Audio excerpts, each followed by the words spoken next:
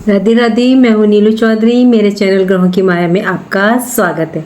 देखिए, हम लोग कई बार ये गलती करते हैं कि जब हम फलादेश करते हैं तो सिर्फ राहु के भाव, गोचर, राशि को देखते हैं और नक्षत्र को तो हम भूल ही जाते हैं।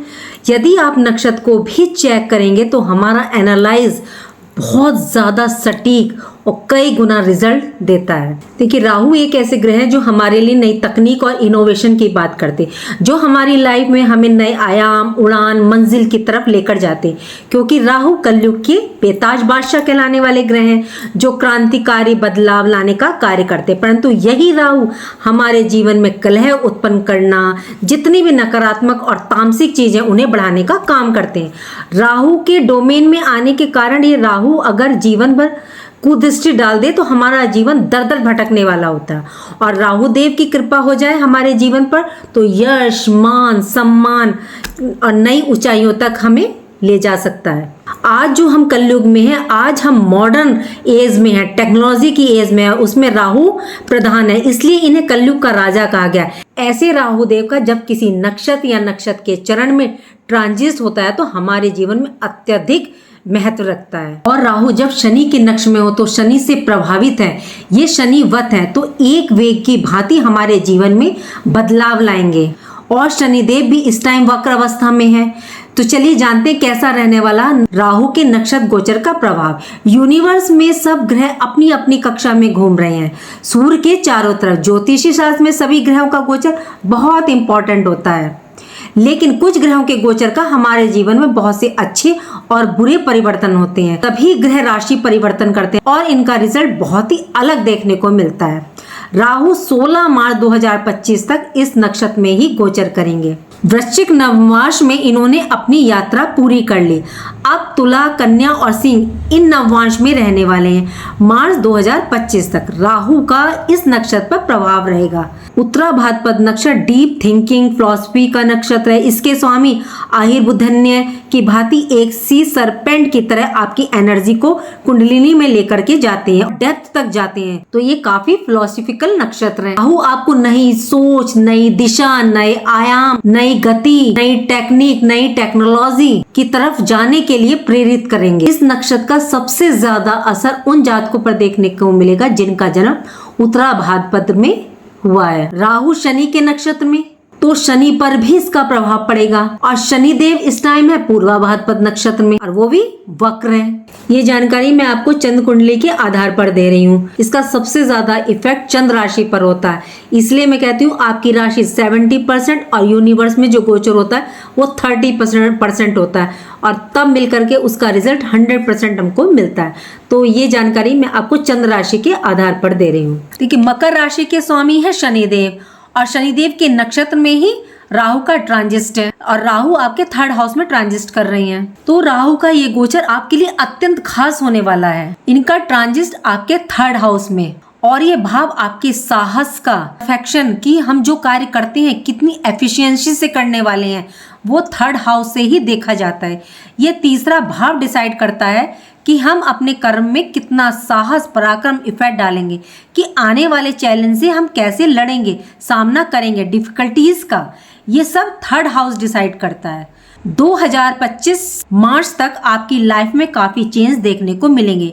राहु का 3rd हाउस में ट्रांजिट आपके जीवन में कई परिवर्तन लेकर आएगा। वैसे भी मकर राशि के जातकों पर साढ़े सती गतिमान होने के कारण काफी टाइम से संघर्ष, कठिनाई, बाधा, धन की दिक्कत की परेशानी से जूझ रहे हैं, और आपको अपनी मंजिल नहीं मिल रही थी, समस्याओं का हल नहीं मिल रहा था। तो राहु देव इन समस्याओं का अंत करेंगे। जैसे मैंने बताया कि राहु उत्तरा भाद्रपद नक्षत्र के 3रे चरण में आकर काफी प्रचंड शक्तिशाली हो गए हैं। देखिए, उत्तरा भाद्रपद नक्षत्र के 4 चरण होते हैं और राहु जो है वक्र अवस्था में चलते हैं। राहु ने पहले 4था चरण पूरा किया, अब ये 3रे चरण में प्रवेश कर चुके हैं, फिर ये अपना 2रा चरण करेंगे, फिर अपना ये पहले चरण में प्रवेश करेंगे। प्रथम चरण और 4थे चरण में राहु का गोचर लाइफ में संघर्ष, कठिनाइयां लाता है, मतलब थोड़ा संभल कर चलना पड़ता है। 2रे चरण और 3रे चरण में राहु जबरदस्त लाभ देने का काम करते हैं। 8 सितंबर की रात तक राहु ने अपना 4था चरण कंप्लीट कर लिया। 4थे चरण के स्वामी है मंगल। नवांश वृश्चिक राशि का है, और वृश्चिक राशि आपकी कुंडली में 11th हाउस लाभ भाव में, राहु और मंगल में शत्रुता है, तो आपने क्या फेस किया होगा, इनकम में कमी आई होगी जिससे धन संबंधी समस्याएं होंगी। 8 सितंबर तक राहु जबकि आपकी राशि के स्वामी के मित्र हैं। ये रिजल्ट थोड़ा आपकी कुंडली पर भी डिपेंड करता है कि राहु आपकी कुंडली में किस पोजीशन में है, किस भाव में है, तो वो आपको वहाँ पे क्या रिजल्ट दे रहे हैं ये भी डिपेंड करता है। किसी की कुंडली में धन लाभ की स्थिति बनी हुई होगी तो किसी को धन हानि बना रहे होंगे। ये आपकी लाइफ में राहु ने क्या किया होगा, राहु ने अचानक से रिजल्ट दिया होगा, अच्छा या बुरा, ये डिपेंड करेगा आपकी पत्री पर। 3rd हाउस भाई बहन मित्र का होता है, तो अचानक से मतभेद होगा, बिजनेस में फाइनेंशियल प्रॉब्लम आई होगी। ये स्थिति 8 सितंबर तक रही है। 8 सितंबर की रात से 10 नवंबर के बीच राहु का गोचर उत्तरा भाद्रपद के तीसरे चरण में हुआ। तीसरे चरण के स्वामी है शुक्र और नवांश तुला राशि का है, और तुला राशि आपकी कुंडली के 10th हाउस में, तो राहु की सारी एनर्जी आपके 10th हाउस 10th भाव में होगी। इस दौरान आपको अपने कैरियर में जबरदस्त लाभ देखने को मिलेगा। आपकी जॉब गवर्नमेंट हो या प्राइवेट सेक्टर में, प्रोफेशनल हो या बिजनेस करते हो, तो आपके कार्य क्षेत्र में चल रही समस्याओं का हल मिलना, मतलब प्रॉब्लम आपकी सॉल्व होनी शुरू हो जाएगी। आपको कई सारी पॉजिटिव चेंज देखने को मिलेंगे।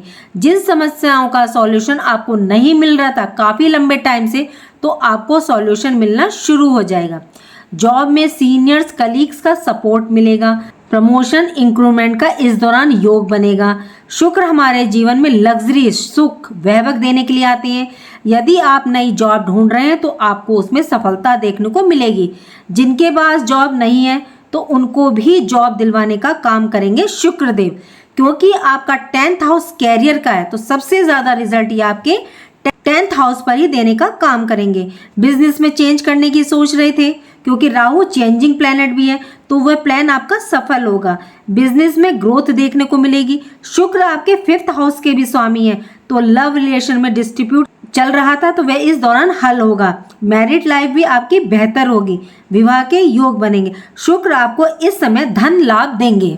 10 नवंबर से 12 जनवरी 2025 तक राहु का ट्रांजिट उत्तरा भाद्रपद के दूसरे चरण में होगा, और दूसरे चरण के स्वामी होते हैं बुध, और बुध और राहु में मित्रता है। नवांश कन्या राशि का, और कन्या राशि आपकी हॉरोस्कोप में 9th भाग्य भाव में, तो इस दौरान राहु की सारी एनर्जी आपके भाग्य स्थान में 9th हाउस में होगी।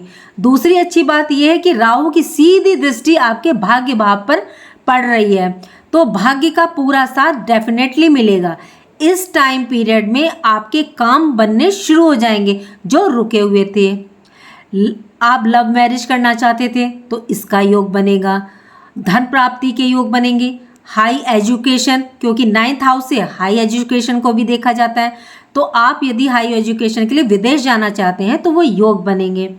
एक्सपोर्ट इंपोर्ट का बिजनेस है आपका, प्रॉपर्टी रिलेटेड है, तो जो काम आपका अब नहीं बन रहा था तो वो समस्याएं अब खत्म होगी, और आपको एक्सपोर्ट इंपोर्ट के बिजनेस में और प्रॉपर्टी रिलेटेड काम से आपको लाभ मिलेगा। संतान विवाह की कोई समस्या थी इस समय पूरी होगी। ये टाइम पीरियड तो आपके लिए बेस्ट रहने वाला है।